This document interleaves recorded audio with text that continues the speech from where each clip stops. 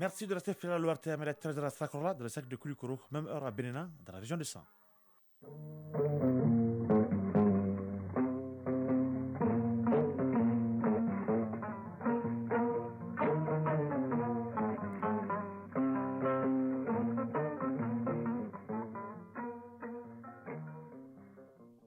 Le journal Isaac Thilou.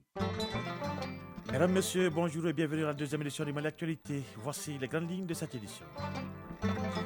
Le chef du gouvernement, pendant la période intérimaire, s'inscrira dans la continuité avec la mise en œuvre du plan d'action gouvernant présenté par le Premier ministre Choguel Kokala Maïga. Pour le colonel Ablaye Maïga qui assure l'intérim, la volonté n'est pas de vaincre, mais de convaincre les plus sceptiques quant à la marche de la transition, tout en méritant la confiance de ceux qui la soutiennent. Vous l'entendrez dès le début de ce journal. Le gouverneur de la région de Koulikoro, le colonel Lamine Kapori Sanogo, vient de visiter certaines réalisations du budget spécial d'investissement 2021. Les réalisations donc de ces infrastructures visent à couvrir les besoins en eau des populations bénéficiaires. Diamba Moussa Konate nous en dira plus. On parle de sport dans ce journal, une actualité qui sera développée par Famour Djourté et nous parlons surtout de football avec la Coupe ORTM qui reprend ses droits en faveur de demi-finale et qui commence cet après-midi sur la scène africaine. Le Mali ne jouera pas la prochaine canne de moins de 20 ans et la page sport, c'est à suivre dans une vingtaine de minutes. Connecté société de ce samedi, s'intéresse à Ina Baba Koulibaly, native de Dili, qui vit aujourd'hui en France. Cheikh Oumar Sangaré braque ses projecteurs sur cette icône de la musique malienne. La connecté société, c'est la fin du journal. Voilà pour les titres. Notre volonté n'est pas de vaincre, mais de convaincre les plus sceptiques quant à la marche de la transition, tout en méritant la confiance de ceux qui la soutiennent.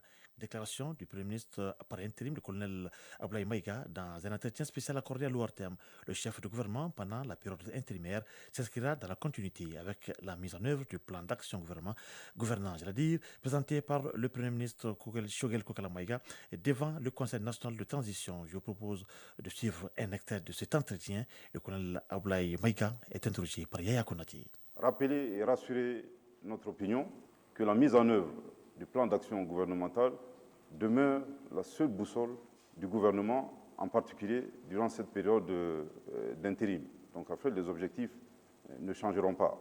Pour plus de précision, nous avons un plan d'action gouvernemental qui a été présenté par le Premier ministre, le Dr Choguel Kokala Maïga, devant le Conseil national de transition, validé par notre organe législatif. À titre de rappel, ce plan d'action gouvernemental a été élaboré à partir de la lettre de cadrage de son Excellence le colonel Assimi Goïta, président de la transition, chef de l'État. Ce PAG comporte 4 axes, à savoir le renforcement de la sécurité sur l'ensemble du territoire national, les réformes politiques et institutionnelles, l'organisation des élections générales, la promotion de la bonne gouvernance et l'adoption d'un pacte de stabilité. Dedans, nous avons 9 objectifs, 64 actions et 108 indicateurs. Je voudrais encore une fois rassurer notre opinion que notre volonté dans la mise en œuvre de ce PAG demeure intacte et nous le ferons de manière très acharnée, bien entendu avec beaucoup de conviction. On a donc compris que votre action s'inscrit dans la continuité. Votre arrivée à la primature a été saluée par beaucoup d'acteurs politiques qui louent notamment votre sens du dialogue et vos qualités de rassembleur. Rassembler les Maliens, on le sait, ce n'est pas la tâche la plus facile par les temps qui courent. Le président de la transition a toujours prôné l'inclusivité. Quelle est sa vision de cette inclusivité et quelle est votre recette en la matière? Je pense que le premier principe de cette inclusivité, c'est la transparence et la sincérité. Il est très important de mettre tous les sujets, même les sujets les plus fâcheux, sur la table. En tout cas, l'instruction que nous avons reçue de la part de son Excellence, le colonel Assimi Goïta, président de la transition, chef de l'État, c'est d'atteindre tous les objectifs qui nous ont été assignés dans le plan d'action gouvernemental en réunissant les fils et les filles du Mali. Compte tenu de cette recherche, le gouvernement a la double obligation de continuer à rassurer ceux qui ont fait confiance, en tout cas ceux qui croient et ceux qui sont convaincus par la démarche de la transition. Et nous devrons mériter cette confiance en posant des actes très concrets qui s'inscrivent justement dans la refondation du Mali. En revanche, nous savons, en tout cas c'est notre point de vue, qu'il n'y a pas d'opposants à la transition. Nous avons des compatriotes qui doutent, qui ont des interrogations. Nous avons besoin de les rassurer. L'objectif pour nous n'est pas de les vaincre, mais plutôt de les convaincre. De les convaincre par une démarche pédagogique, une démarche explicative, jusqu'à aboutir à leur adhésion. Mais pour cela, nous avons également besoin de l'accompagnement de nombreux Maliens qui sont convaincus par la marche et par les objectifs de la transition. Radio Mali à Koulikoro et environ 102.4 MHz en FM. Actualité à l'intérieur du pays. Le gouverneur de la région de Koulikoro, le colonel Lamine Kapori Sanogo, vient de visiter certaines réalisations du budget spécial d'investissement 2021 à Mafeya, dans la commune de Meketan, et Mamimbougou, dans la commune urbaine de Koulikoro. Il s'agit d'un système hydraulique villageois et d'une pompe à motricité humaine. La réalisation de ces deux infrastructures vise à couvrir les besoins en eau des populations bénéficiaires. Compte rendu, Djemba Moussa Konate. C'est pour compléter le réseau de la Société malienne de gestion de l'eau potable Somagep à Mamimbougou, dans la commune urbaine de Koulikoro, que le gouvernorat a réalisé une pompe manuelle avec des ouvrages d'assainissement dans ce quartier. Le gouvernorat a aussi réalisé un système hydraulique villageois à Mafeya, à une quinzaine de kilomètres de Koulikoro, dans la commune rurale de Meguetan.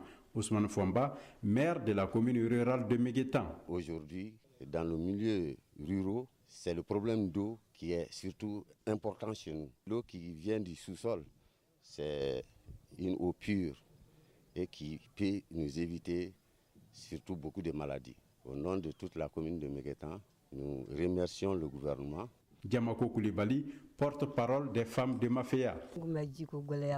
Avant l'installation de ce système hydraulique villageois à Mafeya, on souffrait beaucoup. Les puits tarissaient, on avait toutes les peines du monde. La réalisation de cet ouvrage hydraulique par le gouvernorat nous a soulagés à plus d'un titre.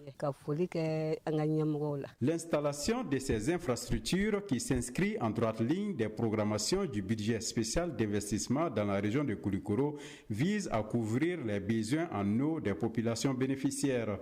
Colonel Lamine Kapori Sanogo, gouverneur de la région de Koulikoro. Nous avons commencé par Mafeya, où il y a un système hydraulique villageois qui a été réalisé à hauteur de 25 millions de francs CFA avec 3 bornes fontaines et qui donne un débit dynamique de 9 mètres cubes. Et les populations bénéficiaires sont évaluées entre 800 et 1000 habitants.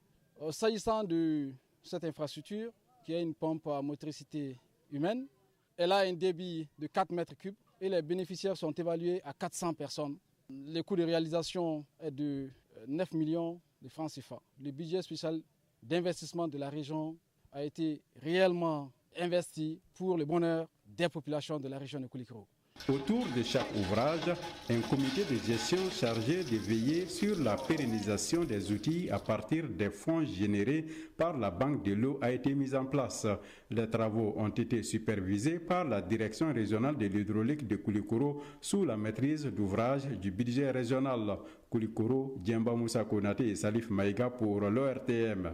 En troisième région, les meilleurs élèves ODF des académies d'enseignement du Mali sont à la découverte du riche patrimoine culturel et touristique du pays dans le cadre de la première édition du voyage intégrateur, un concept initié par les plus hautes autorités en collaboration avec l'APTM, Agence pour la promotion du tourisme au Mali, et qui vise à relancer les activités touristiques au Mali. Après Sélengué, ces jeunes viennent de séjourner à Sikasso où ils ont visité quelques sites touristiques de la région. Ils ont été à leur arrivée accueillis par les autorités administratives, politiques et communales du Kénédougou. Compte rendu, Moussokoro Sirémé et Suleiman Bamba. Pour relancer l'activité touristique au Mali, qui mieux que les enfants et de surcroît les meilleurs élèves ODF des académies d'enseignement du Mali pourraient dynamiser le secteur à travers le tourisme domestique. Parés des couleurs nationales en signe de patriotisme, ils sont au total 75 jeunes touristes accompagnés de leurs encadreurs à effectuer ce voyage intégrateur première édition. Mokhtar Ba, directeur général adjoint de l'Agence pour la promotion du tourisme au Mali. Après une série de réflexions profondes menée par le département de l'artisanat, de la culture, de l'industrie hôtelière et du tourisme, il en est ressorti la nécessité pour nous, au niveau de notre destination, de faire tout pour faire développer et promouvoir le tourisme interne. Daniel Dambélé, gouverneur de la région de Sikasso. Si nous arrivons à intégrer tout le monde, cela va appeler la cohésion, ça va appeler l'entente, l'acceptation de l'autre pour que nous nous reconnaissions comme un. Et en ce moment, nous avons de fortes chances d'atteindre les objectifs. De la colline du Mamelon à la tombe du roi Tcheba, en passant par la résidence de Keleti Liberté, les murs du Tata et le centre culturel Sénoufo, les visiteurs du jour se disent séduits par l'essentiel des atouts touristiques du cercle de Sikasso, où on dénombre plus d'une vingtaine de sites. Nanyuma Diabaté, élève à l'académie d'enseignement du Kati. Je ne savais pas que le Tata, ça faisait au moins 9 km et demi, donc vraiment c'est surprenant. Je n'étais jamais allée sur le site où il y avait la tombe de Tcheba Traoré. Ça a été une découverte. Yakuba Aga Ideitan, élève à l'académie d'enseignement de Gourma Raouz. J'ai compris que le Mali est un pays d'histoire de la culture. Pas besoin de prendre une culture d'autres pays ou d'occidentaux. On a aussi notre héritage. Et l'édition 2022 de ce pèlerinage culturel à Sikasso aura été un succès. Colonel Sibiri Konaté, représentant du ministère de l'Artisanat, de l'Industrie hôtelière et du Tourisme, chef de mission. Le département de l'Artisanat, de la Culture, de l'Industrie hôtelière a initié ce concept de voyage intégrateur, soutenu par l'ensemble des autorités du pays. Les enfants que nous avons amenés sont tous émerveillés par tout ce que nous avons vu à Sikasso ici. La première édition du voyage intégrateur est placée sous les signes de la cohésion sociale, de l'épanouissement culturel et de la formation citoyenne. Pour immortaliser leur passage dans la capitale du Kénédougou, les enfants ont planté plus d'une vingtaine de pieds d'arbres au groupe scolaire Amdalaï avec l'appui du service régional des eaux et forêts. Sikasso, Msokora Sereme et Suleiman Bamba pour l'ORTM. Actualité hors de nos frontières. Les représentants des 24 pays, sinon de 24 pays, sont réunis aujourd'hui en Égypte, ici des Africains, pour un forum de 3 jours en prévision de la conférence mondiale de l'ONU sur le climat COP27 en novembre prochain. Ils appellent les pays développés à respecter leur engagement financier pour aider le continent à s'adapter au changement climatique. Cette rencontre s'est déroulée après donc un sommet lundi dernier aux Pays-Bas destiné à soutenir l'Afrique en face au changement climatique. Le président en exercice de l'Union africaine, le Sénégalais Macky Sall, a révélé, sinon moins a relevé avec amertume l'absence des dirigeants des pays industrialisés à Rotterdam. Le Bénin et le Rwanda s'apprêtent à signer un accord pour lutter contre le terrorisme. Cible de plusieurs attaques de groupes armés depuis 2021, le Bénin est très actif dans sa stratégie de riposte. Le président Patrice Talon essaye de trouver des alliés qui ont une expertise dans la lutte contre le terrorisme. Il s'est tourné vers Kigali pour une coopération. Un accord est en préparation. En RD Congo, les délégués et experts des pays membres de la communauté de l'Afrique de l'Est ont signé hier à Kinshasa l'accord portant sur le statut de l'intervention d'une force régionale qui sera déployée dans l'est du pays. Selon les autorités, il s'agit d'une avancée majeure dans le déplacement de cette force étrangère. La cérémonie de signature officielle s'est déroulée en présence du président congolais Félix Tshisekedi et du secrétaire général de cette organisation sous-régionale Peter Matuki. L'accord fixe le délai des opérations à 6 mois renouvelables et détermine le régime des fiscalités, donc bien sûr administratives et réservées aux contingents. Enfin, en Éthiopie, les pourparlers de paix discrets commencent entre le gouvernement d'Abiy Ahmed et les rebelles du Tigré. Après une trêve de 5 mois, les combats ont repris en août. Mais alors que les deux camps ne font pas de progrès sur le terrain, ils se rencontrent à Djibouti à l'initiative des États-Unis. Les points de discussion sont principalement la signature d'un cessez-le-feu et la fin du blocus du Tigré. Deux sujets plus épineux seront aussi à surmonter. Il s'agit bien de l'intervention de l'armée érythréenne dans la guerre aux côtés d'Addis Abeba et le devenir de Wolkei, une bande de terres disputées à l'ouest du Tigré.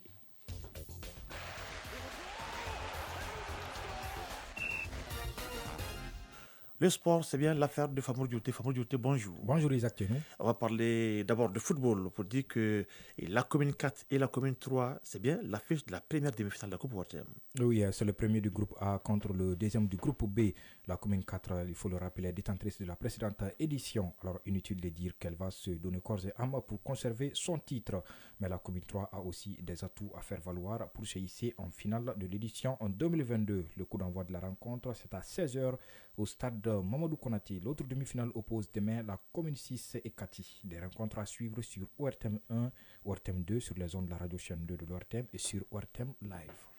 Compétition interclub de la CAF, les représentants maliens sont en déplacement au compte des matchs allés des premiers tours préliminaires. Il s'agit du Djolobassé en Ligue des Champions et l'Aciral de Bamako dans la Coupe de la Confédération. D'abord en Ligue des Champions, ce samedi à 15h, le club équato-guinéen Deportivo Mongomo offre son hospitalité aux Rouges de Bamako. Le Djolobassé tentera de prendre une option ou du moins rester dans le coup pour le prochain tour avant le match retour ici à Bamako dans une semaine. Mardi, ce sera le tour des Scorpions de l'Aciral de rentrer dans la danse. L'AS Douanes de Ouagadougou accueille l'Aciral de Bamako à Cotonou au Bénin pour le compte du premier tour préliminaire de la Coupe de la Confédération. Tournoi IFO à des moins de 20 ans, le rêve des Aiglons du Mali est brisé, bien, il ne participera pas, les Aiglons ne participeront pas à la prochaine CAN de la catégorie, c'est par la faute de la Gambie. Oui, le Mali ne disputera pas la finale du tournoi IFO des moins de 20 ans. Les Aiglons ont été battus hier en demi-finale par la Gambie 4-2 au tir au but. Le Mali était pourtant bien parti dans cette demi-finale en ouvrant le score dès la 23e minute. Mais en seconde période, les Gambiens ont réussi à établir la parité. 1-1 sur le score après prolongation. C'est dimanche, l'adversaire de la Gambie en finale sera le Sénégal qui a disposé 4-1 du pays hôte, la Mauritanie. C'est donc le Sénégal et la Gambie qui participeront à la prochaine CAN de moins de 20 ans prévue en Égypte en 2023. Restons sur la scène africaine pour dire que Rabat va accueillir la Super Coupe de la CAF ce samedi et une rencontre qui va opposer les deux clubs marocains. Oui, Wydad Athletic Club va en découdre avec la Renaissance sportive Berkane à 19h GMT. Et c'est le complexe sportif Prince Moulay Abdallah de Rabat qui va abriter ce choc de la Super Coupe de la CAF. Wydad de Casablanca est le vainqueur de la Ligue des Champions, tandis que la Renaissance de Berkane est le champion de la Coupe CAF. C'est donc une finale 100% marocaine qui se jouera sur terre marocaine. Le Wydad est le grand favori. La formation de Casablanca va disputer cette compétition pour la 4e fois et elle va aborder cette rencontre en toute confiance. Mais la Renaissance n'a pas du tout l'intention de se laisser faire. Le vainqueur de la Coupe de la CAF va se donner à fond, d'autant plus qu'il connaît bien l'équipe d'en face. Un choc qui promet des étincelles. Rendez-vous ce soir à 19h GMT. Alors, parlons maintenant, pour terminer, du premier sport olympique et nous sommes désormais sur la piste. En athlétisme, la saison 2022 sur piste, donc après fait jeudi, et donc avec le meeting de Zurich, et les finales de la Ligue de Diamants. Le nom de la Nigériane Toby Anoussa est donc sur toutes les lèvres. Oui, c'était une occasion de voir les meilleurs athlètes se jauger une dernière fois.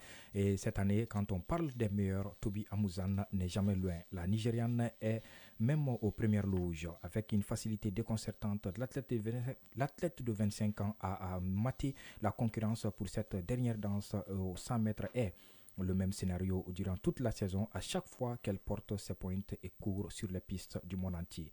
Course après course, elle a repoussé ses limites. À chaque compétition, Toby Amusan a dominé ses adversaires, obligé désormais de se battre pour les places d'honneur. Le chrono a fini par être son seul véritable concurrent. Championne d'Afrique à Île Maurice, championne du monde à Eugène, double championne des Jeux du Commonwealth, 100 mètres et 4x100. Elle a terminé la saison par cette victoire finale en Diamond League et à tous ses rendez-vous d'athlétisme, elle a établi un nouveau record de ces événements. Le point d'orgue reste les mondiaux 2022 à Eugène lorsqu'elle efface avec 12 secondes 12 le record du monde de Kendra Harrison, 12 secondes 27 établi en 2016. Et en finale, elle prend sa revanche sur la championne olympique Jasmine Camacho Quinn qu'elle bat à plate couture. Pour le titre de la meilleure athlète de l'année, Toby Amusan sera sans doute en concurrence avec Yulimar Rojas, triple saut et Shelly Ann Fraser, 100 mètres, qui ont respectivement remporté la distinction en 2020 et 2013. Mais aussi la Kenyan Faith Kipyokon, imbattable aux 1500 mètres. Cependant, les nombreux records établis cette année pourraient faire la différence pour la Nigériane. En attendant peut-être cette consécration, Amusan savoure son incroyable année. Tout le monde a douté de moi, je devais juste faire mes preuves, je suis tellement reconnaissante pour toute cette saison, je suis plein d'émotions maintenant, vacances, repos et retour à l'entraînement, confie la reine mondiale du 100 mètres haies. Fabio Durté, merci pour cette page sportive bien fournie. Chronique culture et société. Dans la chronique culture société, nous braquons les projecteurs sur une icône de la musique malienne, Ina Baba Coulibaly. Nous avons rencontré la native de Dili qui vit en France de passage à Bamako. Le dossier est une rediffusion et de signer Cheikh Oumar Sankari. Dans son salon à Zirakoro Dunfi, entouré de ses enfants, de quelques musiciens et vêtu de couleurs vives bleues et jaunes, avec une coiffure gofa, des ornements et des perles très expressives, Ina Baba Coulibaly improvise un spectacle pour nous accueillir.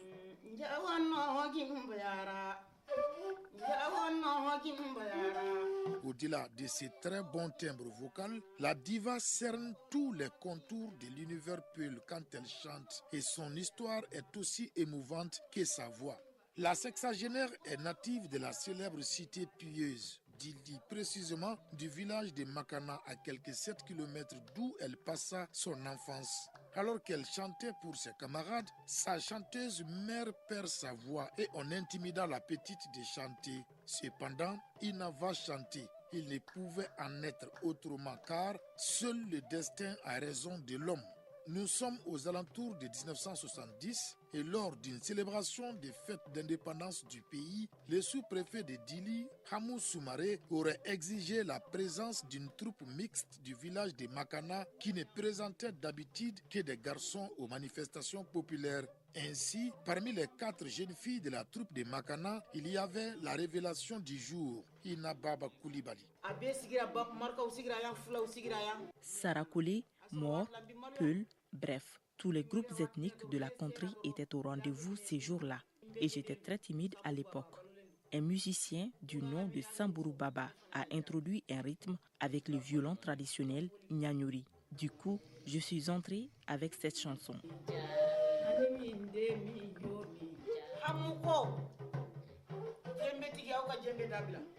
Le sous-préfet Hamou Soumaré a demandé aux musiciens de baisser le rythme pour qu'ils puissent bien écouter ma chanson.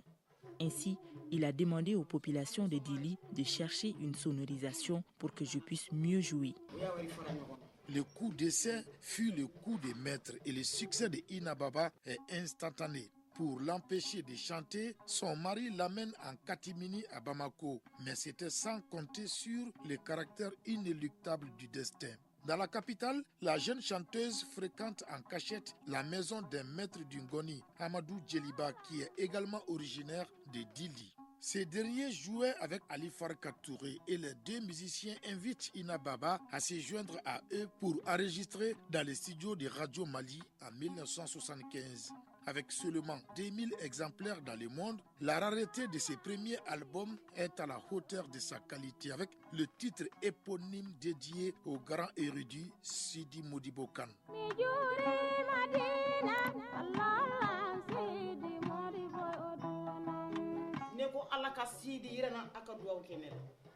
Dans cette chanson, je prie le bon Dieu pour qu'il me donne la chance de rencontrer un jour le grand marabout Sidi Modibo Kane afin qu'il me fasse des bénédictions.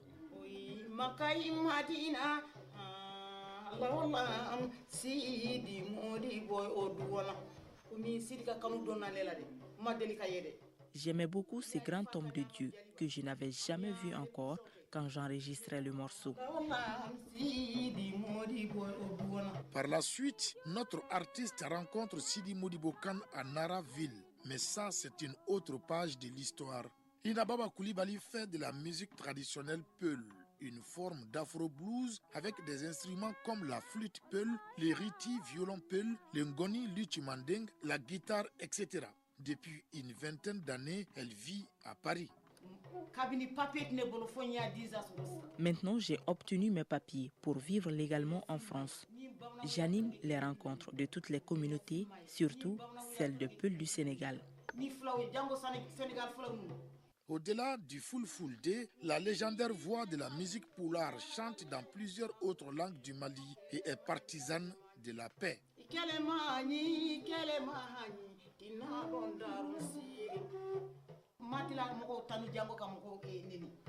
Je n'ai pas le temps de critiquer, car chanter les louanges de mes bienfaiteurs et faire plaisir à mes fans restent mes priorités. Partout où je joue, je prône la paix et le respect. C'est là partout au Mali, tout comme à l'extérieur. Sur les traces de Ina Baba Coulibaly, on retrouve sa fille Hawa Poulo, comme pour dire son tepan à Denga Mounuma, telle mère, telle fille. difficile de distinguer la voix de la fille Awa de celle de sa mère Ina.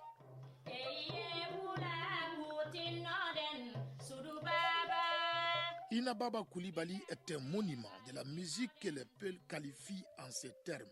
Ina Baba Coulibaly inde munna de Ina Baddo. Ce qui veut littéralement dire que le nom de Ina Baba Coulibaly console l'enfant qui pleure.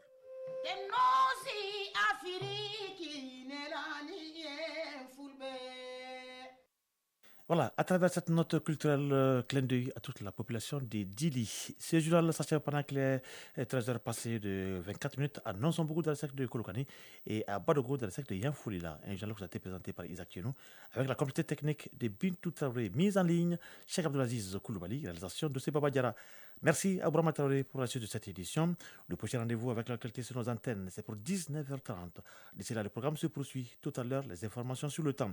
Et pour ma part, je vous souhaite de passer un excellent moment en compagnie de Radio Mali. Au revoir.